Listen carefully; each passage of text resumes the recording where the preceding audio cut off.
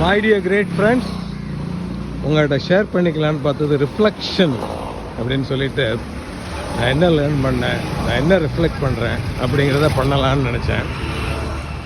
இன்றைக்கி நான் யோசிக்கிறது அடாப்டபிலிட்டி. எந்த சுச்சுவேஷனையும் அடாப்ட் பண்ணுற quality is a great quality, is a great power. ஆர்மியில் இதை இம்ப்ரவைசேஷன் அப்படிம்பாங்க. கம்ப்ளைண்ட் பண்ணாமல் இருக்கிறத வச்சு அட்ஜஸ்ட் பண்ணி எப்படி வாழ்கிறது. உதாரணத்துக்கு ஒரு ஹஸ்பண்ட் ஒய்ஃபில் இருந்தாலும் சரி, ஒய்ஃபை பற்றி கம்ப்ளைண்ட் பண்ணாமல் எப்படி அவங்ககிட்ட இனிமையாக வாழ்கிறது.